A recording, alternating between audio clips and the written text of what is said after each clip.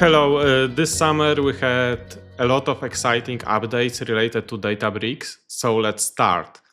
And first update, which I want to point your attention, is support of geospatial data. Now in delta types, we have new two data types, geography and geometry.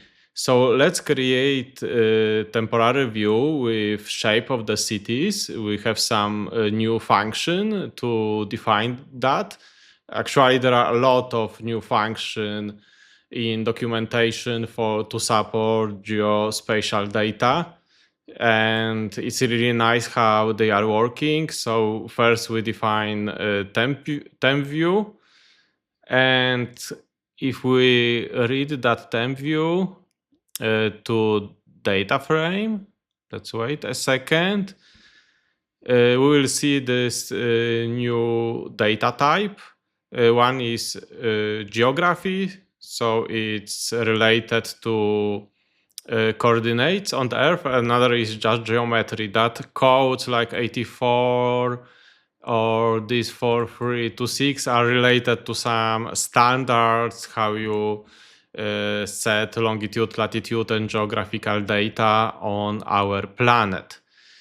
So we can display our table and see the new data type, which is geometry, but it's actually geography because it has that annotation that is that 84 standard. And we also save it as a JSON. And when we write that table to Unity catalog, we can see that Delta is also supporting the geographical types, and it's optimized for that type because there are, of course, minimum and maximal values especially for geographical data. Okay, it is saving to cities geo. And let's take a look in Catalog Explorer. Let's refresh.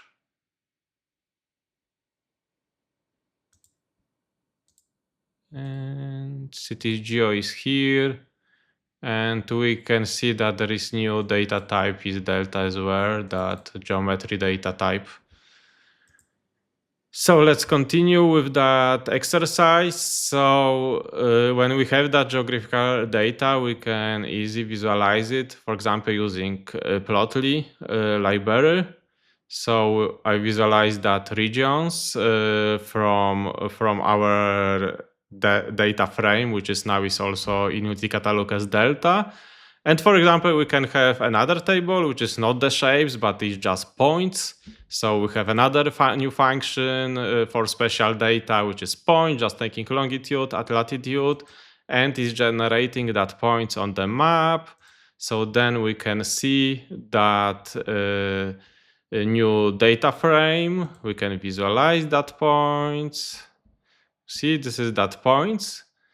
And what we want to achieve is to merge that two data sets. So like merge points with name of the cities. And to do such operation, you do really easy because you have that points and you can just join them with boundaries. So with that cities, and you will see automatically which point is in which city. So it's really nice to make a join and we see every delivery ID and city from our data set with cities. There are a lot of another functions. You can take the center of the area. You can calculate distance between that points. So you can calculate, for example, distance between city centers. Now it's really easy. And what is really nice is that you can combine that geospatial data with recursive CTE. So you can do recursive operations. So for example, to calculate the best road and other things related to like looping and going to, for example, to next point, yes? Because we did our actual road from recursive CTE, and in next step, we add another step and another step and another step. So take a look in practice how it looks. So it's calculating, it's taking, it's starting from some point, and then it's taking another point, and it's calculating how much kilometers is between these points. So it's looking for the next point which is closest to that one. So it's calculating the like optimal road between points. Of course, it doesn't take in that dataset for consideration the roads, but it's like just straight lines between points. So it's calculated like the optimal road between these points. And then I just copy paste it here and I visualize that road between that point. So it's really powerful now, and you can really easy achieve a lot of nice operation, especially for people who when I was young, it was my hobby, geography. So, so maybe because of that, I really like that update. But I think a lot of people share the same hobby and the same passion regarding geography. So they can now do a lot of amazing things. And it's not supporting on geography; it's supporting also geometry. So if you have some, I don't know, architectural data, you can calculate the shapes of objects and all such a stuff really easily. So it's a really nice update. And we created here some charts using Plotly. And another thing is that we can also now calculate charts directly in PySpark. So also from runtime 17, we have basic Plotly charts integrated with DataFrame API. So let's create some example data set, and then we can really easy visualize that data set. Just we take that data frame, we add dot plot, and we set XY, and it will generate chart for us. I hope that these charts will be in future integrated with Databricks dashboards, so it could be a really nice solution. And it's really easy to edit them. For example, here we have bar chart. I set here as a group, but maybe let's change it to stacked. We'll see if it works. Okay, actually it's stuck, but it's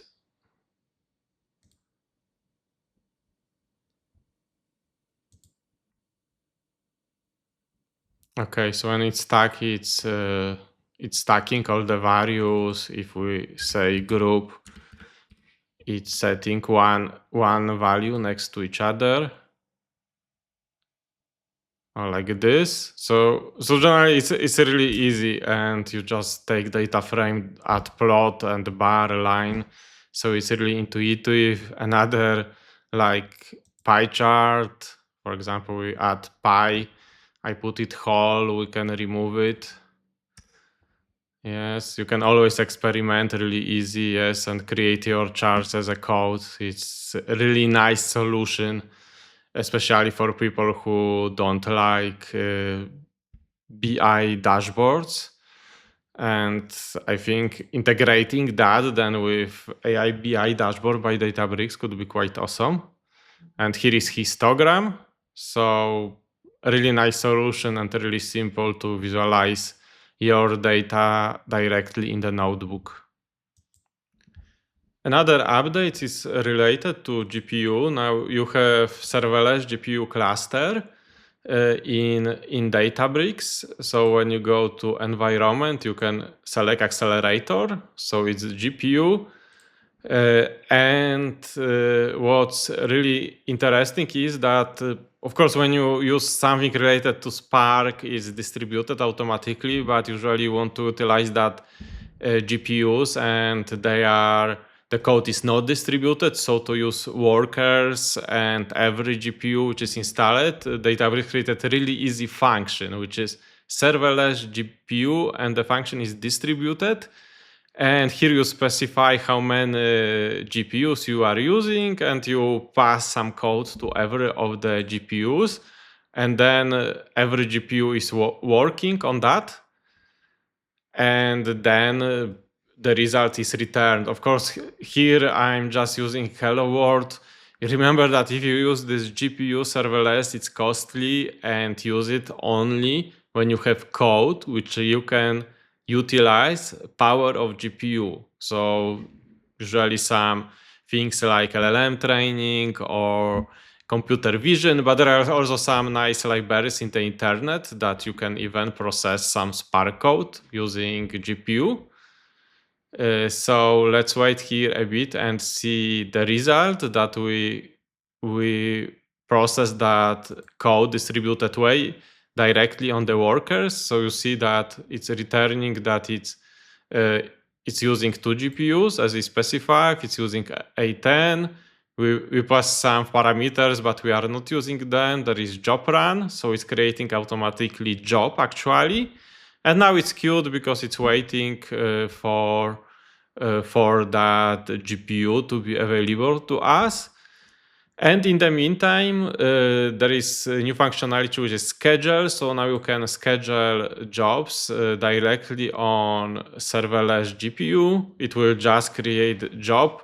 But I found that if you want to create a job for GPU, you need to start from that notebook and click here schedule.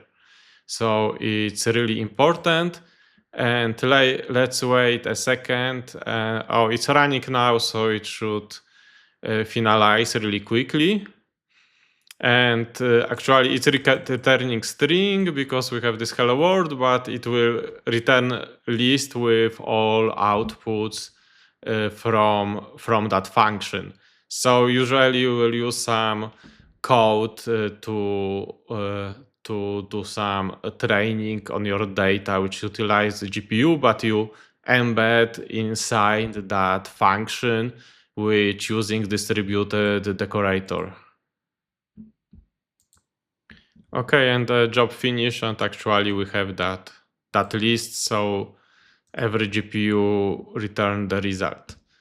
Okay, another update is related to default SQL Warehouse. So now if we go to setting of the workspace and we go to compute, there is something called default warehouse.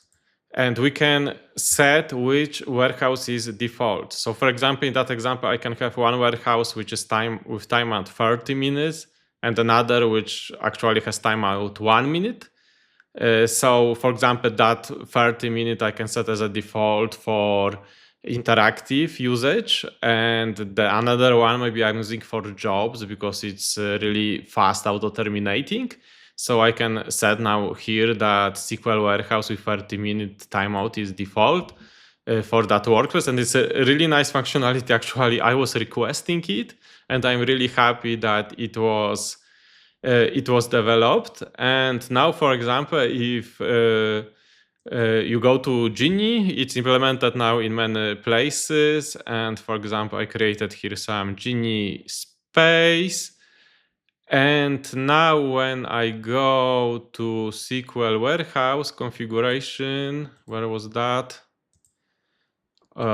You have here also that default SQL Warehouse, which you can choose for that Genie workspace. And here is even more, because when you click customize, you can have these options that Genie workspace can use workspace default, so the one which we just configure. You can use last selected, or it can create default SQL Warehouse just for that Genie. So it's really nice, and now you can make really nice FinOps around that. So, and I really hope that that version will be extended even more. Yes. Another update is related again to serverless. So now in settings, we have something like base serverless environments. So here is this option, base environments for serverless compute. And we can create new environments. So what is that environment? It's something which is defining dependencies for your serverless notebooks or jobs. But let's take a look at it. So let's say that we have base environment, which is I don't know how to call it, maybe project 1. And we select that path to that environment. So for example, it can be on volumes. So here I created the volume for that environment. And now I can, for example, put the file with environment here. So I have this file which is defining environment version, because to that environment version, like 4 or 3, there are a lot of dependencies. So there is different Python version, there are different Databricks Connect version, and you can also define custom dependencies from pip or from your private world with artifacts.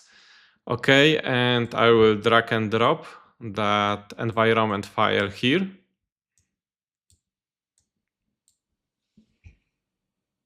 Okay.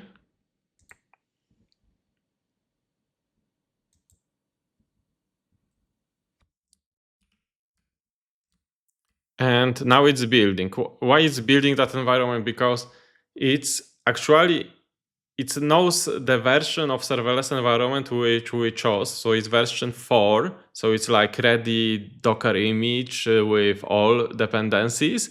And now it's installing that libraries which we specify. So it will be cached. So in that way, if you start serverless and have a lot of libraries, you will not to have installed them every time. They will be cached and ready to use. So it's installing like pre-built, you can say Docker, yes, with all that dependencies, and it will be ready to use because it will be stored on some drive. So it's building, and one it's done. I can pause for a moment.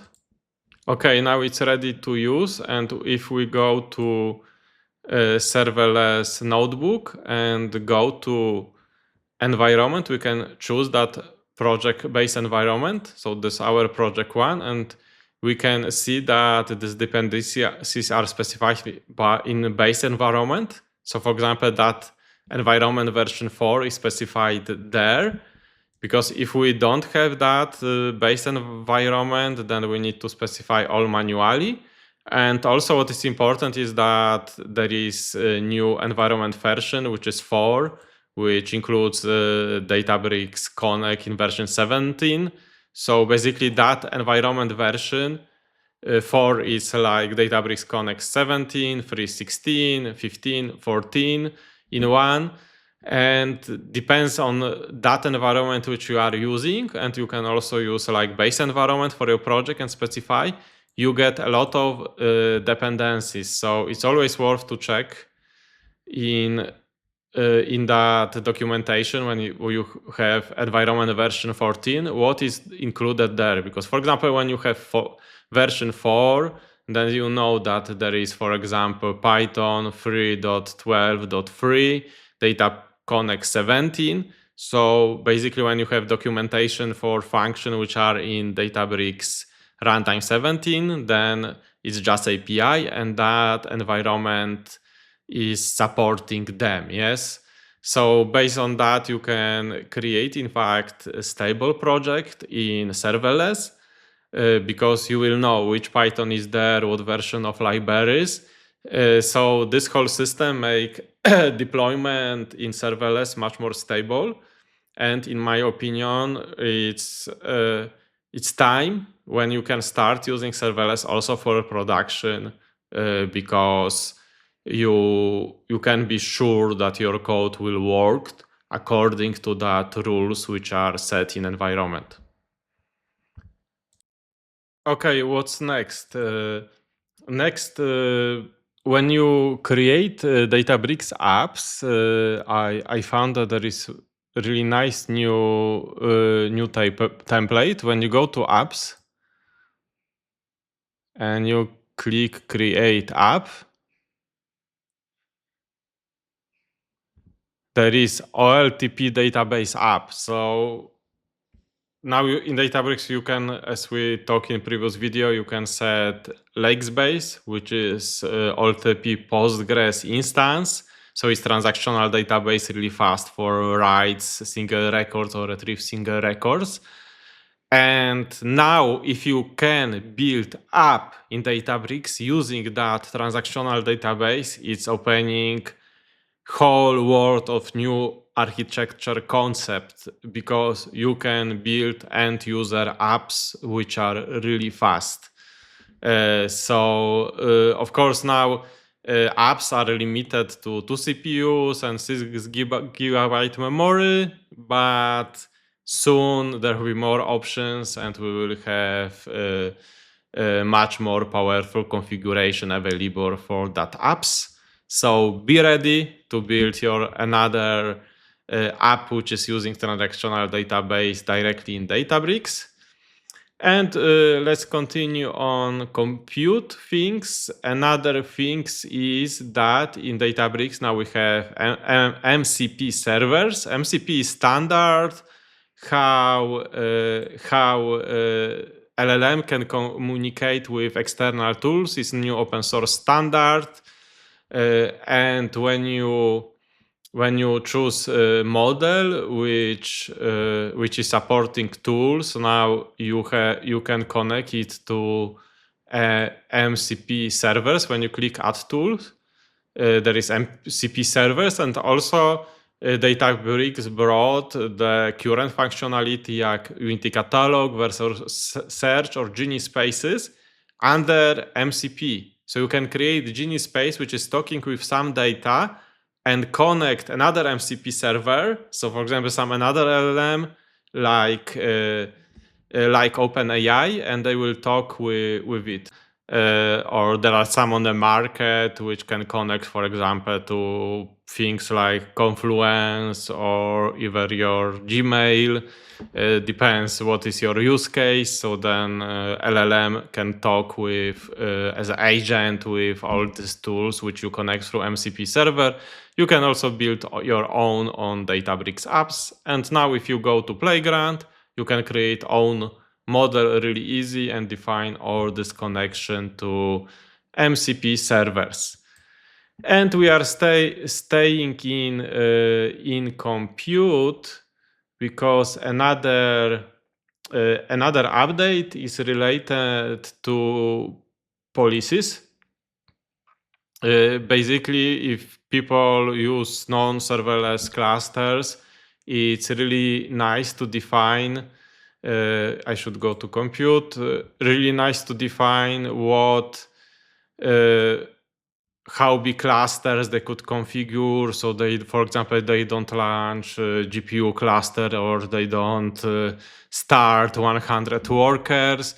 So here you can create new policy. It was always available, of course, but now it's much more easier, because if you go, let's say, power use compute policy, and now if we have definitions of that policy and we decide to edit that, it's really easy. Before it was complicated because there was just JSON, but now we can define all the options. For example, auto termination time.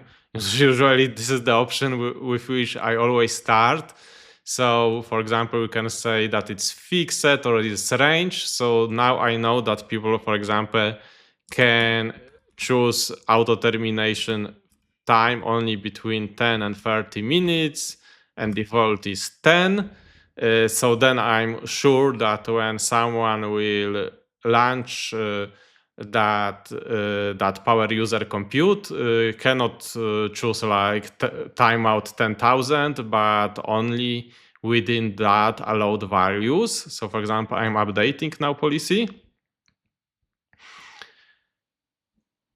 And now when I go to compute, and when I click create compute, and I will select that policy,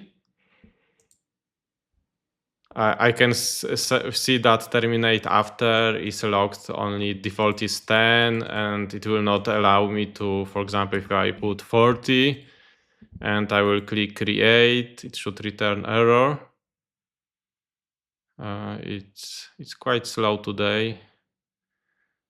Okay, where is error? Okay, and error is that the value cannot exceed 30. So you can define that policies, but one important thing is that if you define these policies, you work with administrators or people who has in identity set that they are allowed to create unrestricted cluster creation, then can bypass it. So usually you need to put when you create nice good policies, you can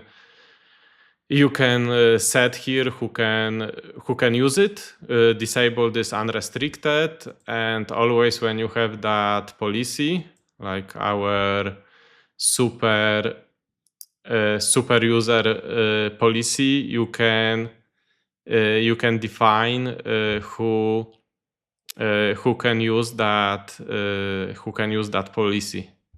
Once you define that policies and disable access to unrestricted to bypass, then in every policy which you define, like our power user compute, you can go to permissions, and here you can define who can use it. Yes, so all workspace users or some group. Another update is related to real-time mode. So now if you consume stream, you have option to use real-time trigger. So in that new mode, which is really big news, you can have latency of 5 milliseconds consuming stream. So generally Databricks really improved that with this new things like OLTP database or that new structure, real-time Spark streaming really improved how fast you can get the data. And there is one interesting thing, because you don't want to make checkpoints in your streams every 5 milliseconds. So you can define that checkpoint is done, for example, every 5 minutes, but you consume your data in milliseconds. And also remember that when you consume real-time data, you need to have correct amount of CPUs, because every CPU should consume one slot. And if you need to do some operations with that real-time stream, like repartition or some shuffle, you need to add more CPUs for that. Yes, so there is some tricky that you always need to do that calculation. But if you do that correctly, that real-time stream can be much more cheaper and much more faster than our previous one, because it's like totally new solution. And also using some Kafka sync, not Kafka sync, but sync, yes, like in stream. That you can, I saw the implementation that you can put this to transactional database. So you have that transactional database in Databricks, and you can consume structure stream and putting to that transactional database, and then like sync in the background to Delta. So it's another solution which is opening like a lot of new architecture, which will be now possible with Databricks. And another update is related to old things, yes, because recently we started to have possibility to disable. Recently in security, there was added few options like to disable legacy access, disable DBFS root, also to disable Hive Metastore, because usually you don't use it anymore when you are in Unity catalog. But now, if we go to manage account, so account administration can do there all this legacy features. Account administrator can now in settings disable all these legacy features for all new workspaces. So for example, here is allow, let's change this to disabled. And now every new workspaces which will be created will have not more DBFS root and mounts. It's a really good solution because mounts were tied to workspace and it was really unsecure. And now it's better to govern external location using Unity catalog and use volumes. And also in that case, when new workspace is created, the Hive meta store will not be set at all. So you will have like your configuration workspace will be much more simple. And also it disables some other legacy features, so they will be not available at all in new workspaces. So I really recommend it for all administrators to change it. So you will have less problems in future. Also regarding that control panel for administrator, when you go to cloud resources and have network configuration, you have this private endpoint rules. I have set it to from serverless to my storage account. But now it's also possible for those for now on enterprise plan that you can set that private link directly to your virtual network or some virtual network. And what is really interesting, because that virtual network can have, for example, VPN connection to your on-prem data. So in that use case, serverless can securely communicate with your private infrastructure. Yes, so it's a really nice solution. You need to, in that VNet, you need to set a load balancer because you need to create that private link from Databricks serverless plane to that load balancer. And from that load balancer, you can access your resources, even that on-prem using Express Route or VPN. Another update is related to Databricks asset bundles. So it's really nice because it's now really easy to start with Databricks asset bundles, because if you go to Workspace, actually, and you click here, create, there is now option asset bundle. And if you create, it wants to have bundle name, so the one which will be used by Terraform to identify uniqueness of that bundle. So let's say bundle 1. And you have some templates. So for example, you have default Python or Lakeflow pipeline or that SQL pipeline. So you can use that SQL, click next, and it wants to, it's opening some forms. So for example, what is default? A catalog, what is default path to SQL Warehouse. I'm not sure if I can skip it.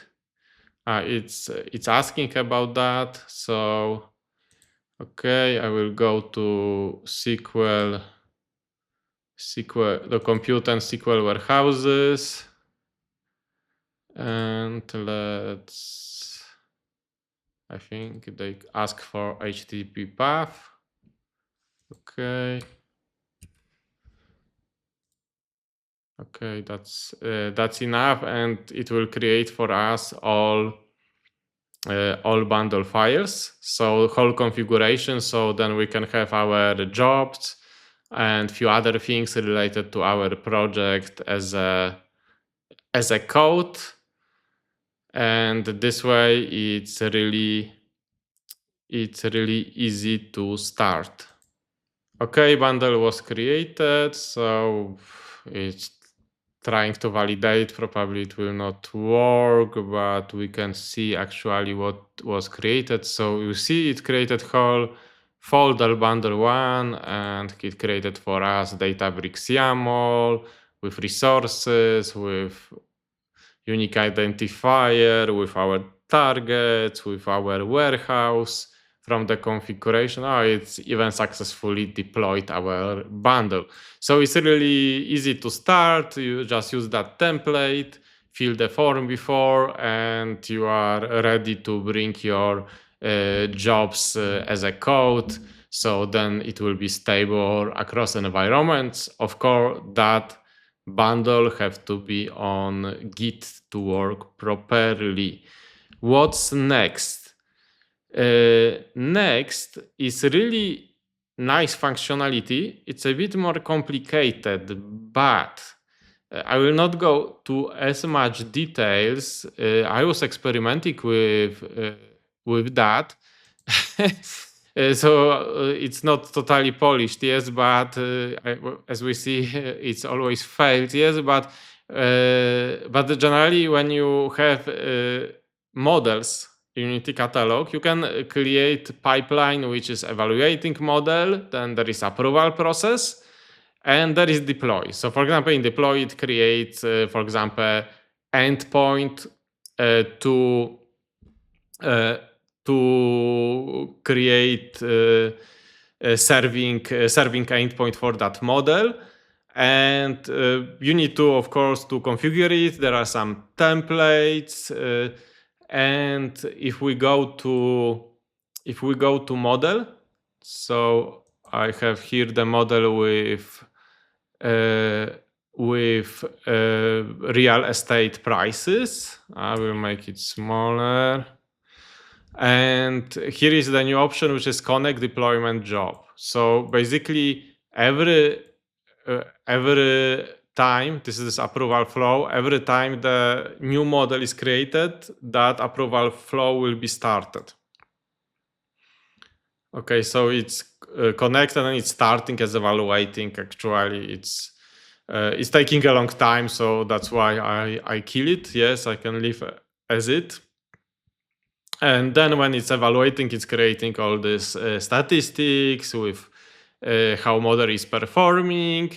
Then someone can review that and approve it. Usually you approve by adding approved tag. And then when it's approved, the model will be deployed to endpoint. So probably usually you have older model using endpoint. So we replace that endpoint with that new model. And it's a really nice solution for deployment of models, because even in production environment, if you create new version of the model, it have to be evaluated and someone have to approve it. So now there is a nice flow to do that. Probably it will be improved in future because there is a lot of manual code needed to make it work. But it's working and it's a really nice solution. So everyone who is doing some MLOps will be really happy with that. Another update is related to notebook experience. Let's make it bigger. So first thing, we can edit side by side. I think we can set two pages. So it's really easy if we want to do some copy paste and compare the results. So just this, you can use that button, split view.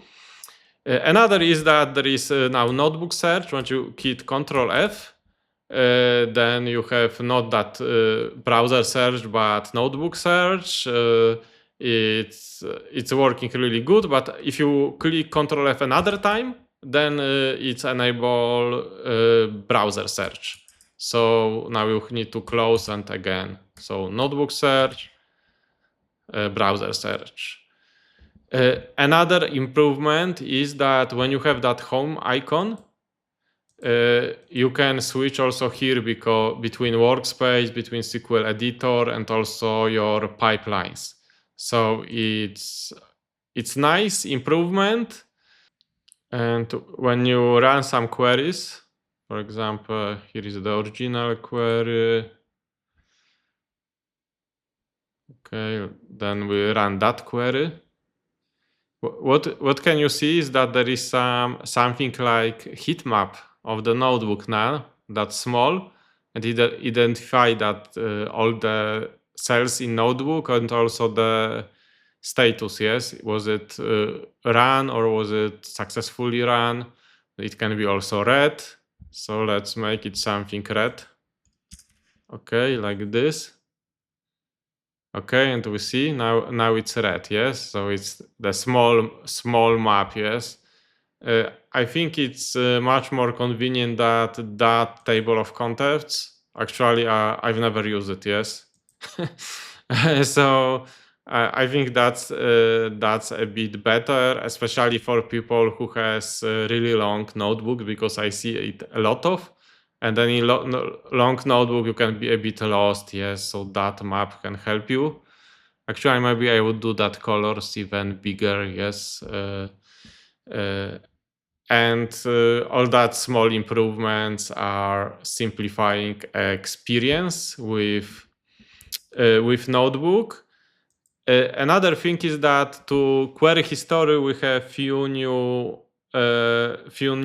columns added. What I really like is that cache origin statement ID. So if your statement was taken from cache, then there will be original query. Yes, if it wasn't, it's the same ID. So probably we could add somewhere where statement ID different than cache statement ID.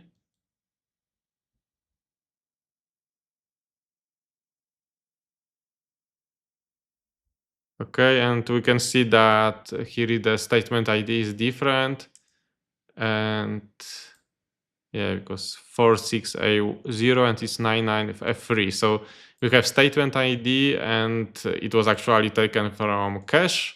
So here is the original statement ID. So it's good because you can calculate easy how many of your queries are from the cache, and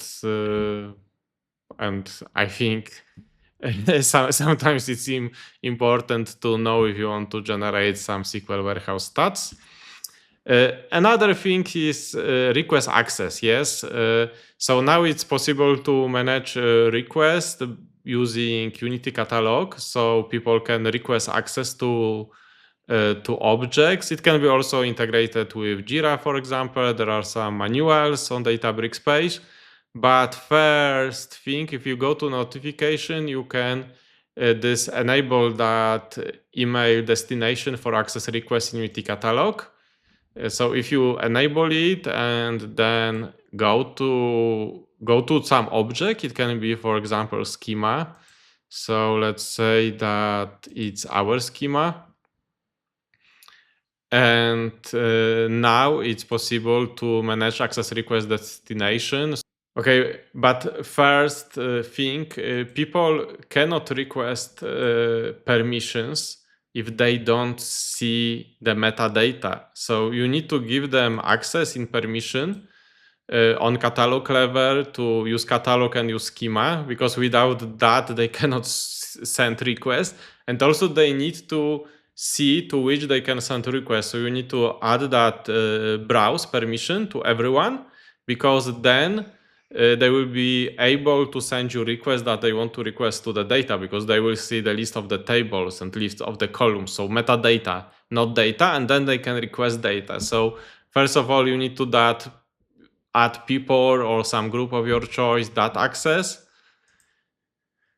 Click confirm, and now when you have schema, for example, that one, and you click kebab menu, there is manage access request destination to send you request, yes, and then you need to click update. So request destination updated successfully.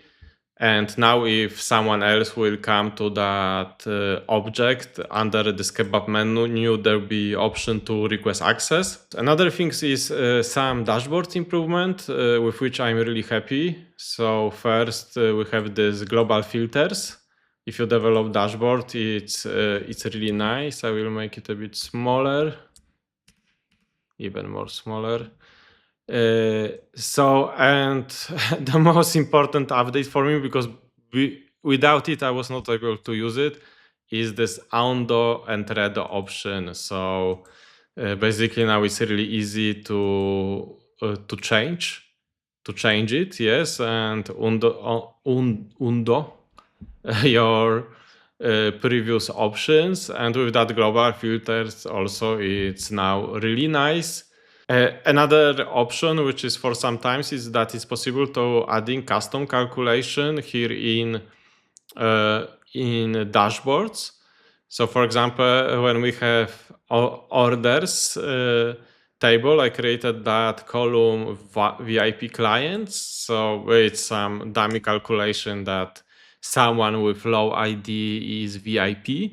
So actually before you created that in dashboard, and then it was in dashboard and it wasn't available anywhere. But actually the same functionality was replicated recently in metrics, because you can create metrics view and create all these dimensions and expression around your tables. So the nice solution now is that when you have that table, where you create some custom calculation, you can convert it to metric view and register that metric with that expression in Unity catalog. So you click create metric view, it's creating that YAML with metric view. So it's taking our dimension, which you're using here, and it's also added this our calculation, yes, and you can register that metric view in Unity catalog. So it's nice because it's like another way to generate that metrics views. Maybe it will be easier for people. So now with all this improvement, dashboards are starting to be more mature. And also when from dashboard, or maybe not from dashboard, generally when you create Genie space, I created here one, and when you go to data, no, when you go to instruction, actually before I always said that you need to create primary key and foreign key before adding data to Genie, because they read all these relations. But actually many people don't define on Delta Lake primary key and foreign key. So now it's possible to define here the relation between the tables. So it's like you define joins, yes, because you, for example, take orders, you take customers, and you set that customer ID here is equal customer ID to here, and the relation is left table first, so there will be many to one, because many are orders to one customer, and we can define that relations and save it here. So Genie will know about this relation in the data. So it's really nice improvement. And what's more? Another update still related to alerts. Last time we talked that there are new alerts, and now you can save them to Git.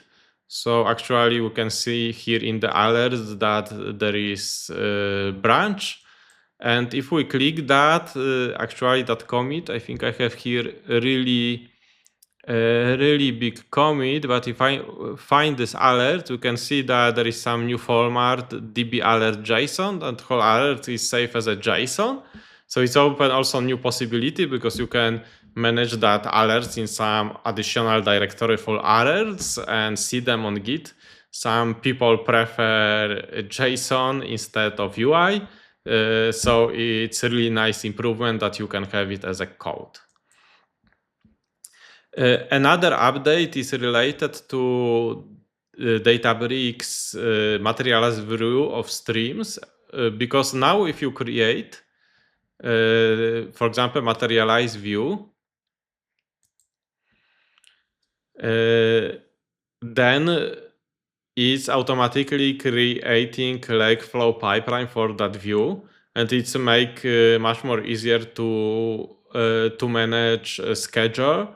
Or if you have some constraints here, like data quality constraints, you can then easily display it in Lakeflow pipeline UI. So okay, so let's wait a moment because SQL Warehouse is not starting, and then we will see how the pipeline looks. Okay, so it was created, and let's go to pipelines. And I think that one. So So we can see that there is a new pipeline created for updating of that materialized view. So it's really nice because now when you go on SQL Warehouse, you create materialized view or streaming table, and then you have the same experience as for another Lakeflow pipelines. And if we are in pipelines, another update is related to setting pipeline ID for materialized view.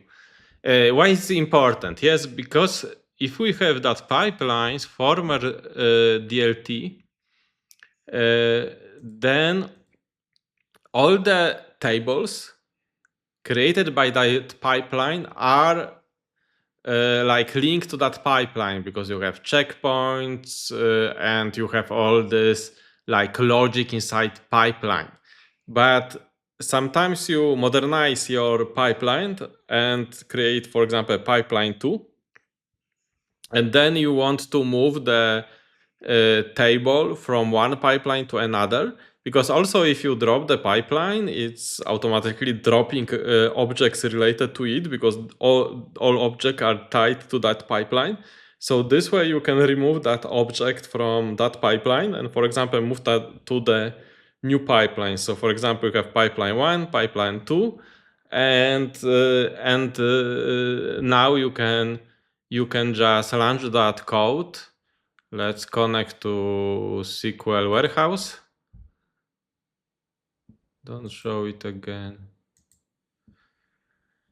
And with that easy command, we can move that pipeline, that table to another pipeline.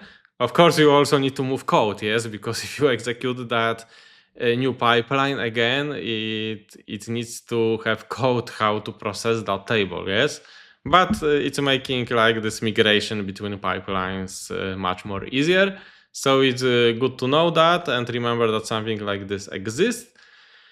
And another update, which is like more complicated one, now you can create Unity catalog table through API. So basically it's for external tables, because the whole idea is that, for example, you have Spark on-prem or some other system which is using Delta files or some other files and saving to that some location. And you can, from that external system, register that location as external location in Unity catalog and use it. And even on Spark, which is on-prem, you can link it by using some configuration, so that Spark on-prem can, for example, have some storage which can be accessed from the internet and that map to external location. So you can, for some on-prem solution, you can this way utilize Unity catalog and register there your objects, so they are, for example, also accessible, for example, for analytics for using cloud experience. Yes. Another update is related to replace comments. There are a few new syntax which the biggest benefit of it's like it's take data and make replacement. So the data which is like meeting the syntax. So we have, for example, here contacts, then we have view contact fixes, and we create that syntax that it replace. So if it find things which have to be replaced, in fact, it's delete them and then insert data. So it's that logic is quite fast with Delta files, because delete is just deletion vectors and insert is in bulk, yes. So if, of course, it's good to have some partitioning or liquid partitioning to easier target that replacement values. But it's really fast to do some replacement. So, for example, I experiment here to do this email fixes, yes, because and also it's supporting that safe spaceship operator, which is safe for null. And now, for example, it's replaced. Also for events, you can easily replace, for example, older events with new events. So it's another example. I think personally that function is really fast, but people usually know merge, so I doubt that it will be really popular. But I think the another function, which is replace using, will be popular, because when you have classic partitioning, you often do some nasty things to replace data in that partitions. And now in SQL, it will be really easy, because, for example, here we have partition by countries. So you say USA, UK, Italy. And then when we create, for example, TempView students, we have this possibility replace using, but replacing whole partition. So basically we set field which have to be used to replacement. So in that case, we take all the countries from new students, and this is like validation before replacement, because if we have now country UK and country France, we know that the whole partition in fact will be deleted and replaced, and now the like replacement is done. We can take a look on that. This is the student. So basically, this is this classic partitions, like physical partitions on disk. And what this code is, when you use replace using country, it's taking all countries, and basically it will delete all data in that partition and insert new. So I think we use what we replace. We replace UK and France. So, for example, in UK, we can see that whole data was replaced. So, for example, this is old data, and whole old data was replaced with the new one. And of course, it's Delta format, so it's safe replacement because the old data, which was in previous partition, are remaining here and can be restored, but it's not referenced anymore. So it's a really good solution for replacement of whole partition, and it's really easy. And I think it will be quite popular among people who are using classic partitioning, because of course liquid partitioning is now best practice, but classic partitioning has a lot of also use cases, especially when data is really big, or you need to have physical separation between data. And one last few updates. Now it's possible to restore variables on serverless. So basically, if you have notebook attached to serverless function, after like 2 hours, it's terminated because it's idle, and it's not the session is terminated. But if you want to again reconnect, there is now this option that you can that previous state is cached, and you can restore like all variables from the previous state. So if you click reconnect, so you see 23 hours ago we created that text equal hello, and then it was terminated, and now 1 day later we don't want to run that notebook, but we want to reconnect, and we see it's restoring serverless notebook session state. And if everything's go well, we should have that variable here again available without running that cell which is creating that variable. Let's wait a bit. Probably it has on some cache, so it has to take it from that cache. Okay, so it's restoring. Okay, and where is that variable? Let's refresh. Oh, okay, and here is that variable. So it was restored. So we see we didn't run that cell. And if we now go and say print text,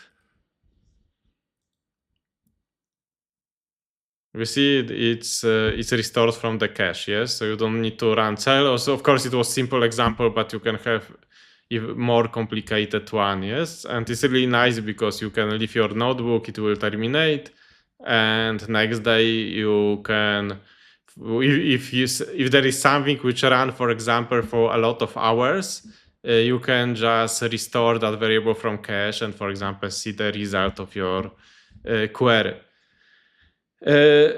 Last two updates. Now in SQL editor, we have new options for parameters. So I set here parameters time, so that like widget. But before it was text. I hope that in Notebook also it will change this way. Yes, and now we can say parameter type, so not string anymore, but it's, for example, timestamp. And even we can set default value. So this is really nice that it can default to today. Yes.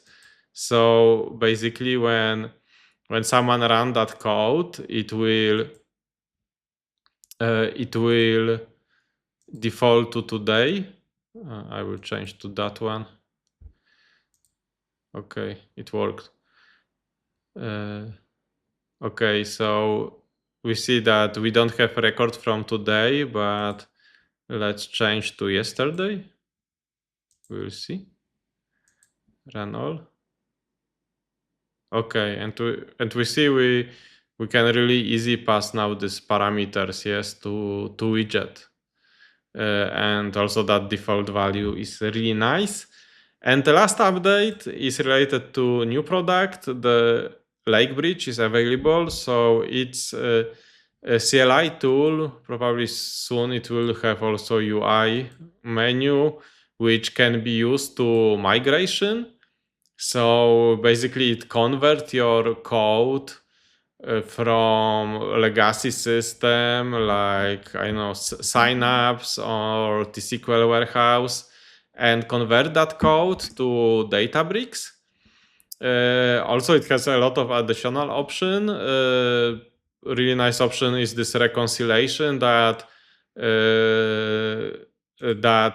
after you convert data, you can connect to sources and to old system and to make comparison of that data, and then, for example, iterate and do that conversion again. So for a lot of project with migration, it can be really useful to set that whole workflow which will go and convert your code. So I really recommend that. There is quite rapid development now because it's now available to public, and I saw that there are actually quite a lot of releases. So we can see there is a repo, and you can also even contribute to that. Yes, so it's a really nice project, and I think it will speed up migrations, especially from sources, because people don't want to use anymore Netezza or DB2. Just they want to migrate to Databricks, and with that tool it will be much more easier. And that's all updates for that month. Thank you for watching. If anyone wants to meet me personally, I will be attending Big Data London in a few weeks. I will be there on Databricks 10th as a member of MVP. So I'm inviting everyone, so everyone can come and talk with me, and there will be also Q&A and a lot of surprises from Databricks. And that's all for this month. Thank you for watching, and see you in the next month.